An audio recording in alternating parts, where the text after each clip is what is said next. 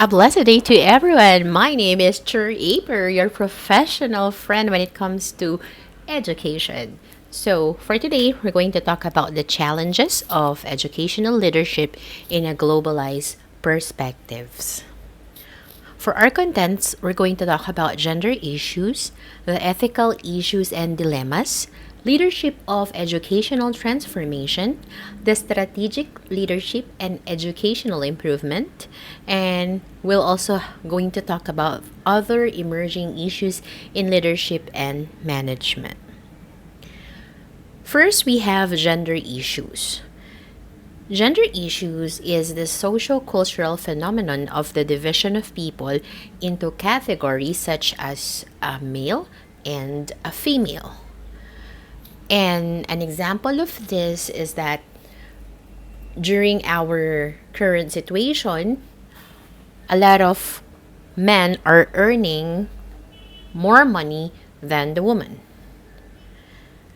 When it comes to household chores, women or the female are much capable in doing the household chores. But for fixing anything that should be repaired at home, this can be handled by men. So these are some of the gender issues that we are encountering. In the research that had been conducted, we might say that Philippines ranked number 24 when it comes to health and survivor for gender issues, and it ranked number 33 for political empowerment. The Global Gender Gap Index rankings by region for this year stated that Philippines in East and Asia and the Pacific ranked number 2 for the gender gap, which means Philippines is one of the top country in Asia that has equalized the gender gap. And this is one of the report card of the Philippines when it comes to gender issues, wherein we have the labor force and participation rate, wherein more male are in the labor force compared with female. According to research, about 60.5% Philippine labor force participation rate increase at this time in January 2021 compared with 58.7% in the previous quarter. So we can say that the labor force in our country is being updated quarterly, and it has an average rate of 63.8% according to cicdata.com. So we have reached around 109.6 million people in December 2020, and the unemployment rate of Philippines remained the same, which is 8.7%. Why do we have many men that are leaders and managers? Females' life aspirations are being diminished starting on their childhood socialization when it comes to nuclear family. More men are being pushed to seek and achieve their goals when it comes to leading and job. Several studies shown that successful leader qualities have the characteristics that are typically found in men, like forcefulness, self-confidence, task orientation, initiative, and feminine that has concern for people, feelings, and relationship. For the task accomplishment style, this is about the leader that's the one that initiate, organize, and define work activities and processes. For interpersonal style, this is about building relationship, satisfaction, and the commitment to the organization. Decision-making style is about being participative in terms of approach. For women, why this woman is different with men when it comes to leadership styles. First, women are relationship oriented, wherein men are task oriented. Women are democratic, participative style, and men are autocratic and directive approach. Women are risk takers, and men are optimistic. Women are are based on feelings and men are based on action. Women encourage and motivate, men give orders and then they that must be followed. Women are friendly, caring and selfless, and men are conclusive, aggressive and independent. Women are cooperative and men are competitive.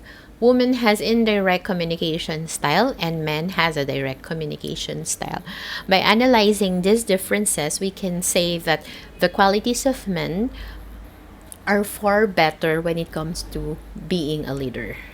Number three is the ethical issues and dilemmas. This is a problem or situation or opportunities that requires an individual to choose among actions that may be evaluated as right, wrong, ethical, or unethical.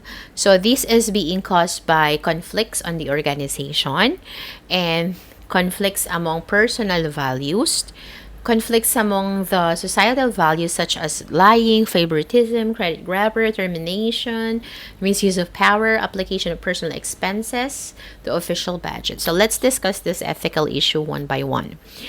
For the ethical dilemmas, this is a situation, according to McConnell, that an individual feels compelled to make a choice between two or more actions. So what do we mean by that? For example, you have a student who is from a single parent family, so that your student is a working student, so that he must work so that he can able to go to college. However, his job is interfering her when it comes to his performance and several assignments that had not been turned in. So when you computed the grade, it turned out that his general average is around 75%.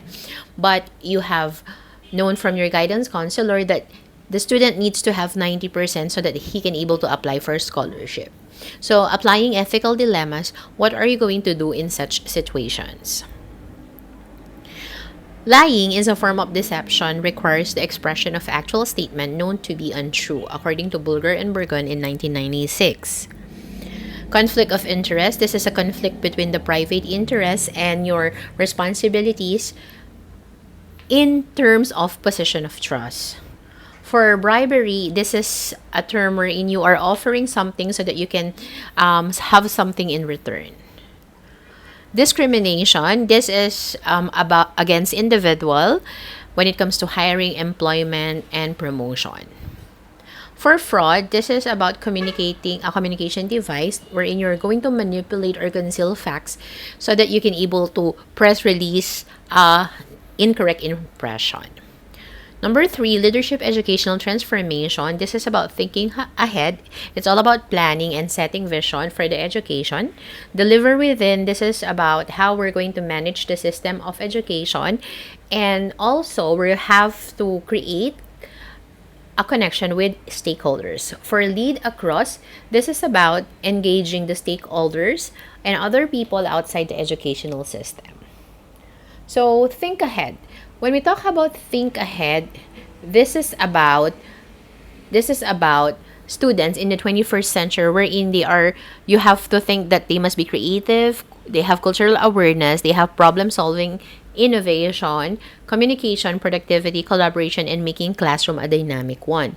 For the deliver within, so Finland is one example of a good educational system in the world. So this is the reason what you are seeing in the video, why they deliver within, why they became number one when it comes to their educational system. And we have the leading across. This is about dialogues between students and teachers and empowering the two so that you can able to take note of the situations that's happening within and outside the organization. Number four is the educational leadership and educational improvement. These are engaged in the management process wherein you analyze, you plan, you implement, monitor, and evaluate the outcomes. There are some strategic leaders. If you are leaders, you must be strategic so that you will be a future-oriented and have a future strategy. This means that you have to determine the future of the citizens so that they can able to learn and experience in order for our nation to become progressive and harmonious, in which you have to take a look into consideration the year that the students will going to graduate. For the evidence-based and research-oriented, when it comes to strategic leaders, this is about examining evidence of learning so that we can able to achieve the best outcomes. Strategic leaders get things done. This is about walking the talk. For strategic leaders who open new horizons, this about innovation and looking for some new ways and techniques to do things.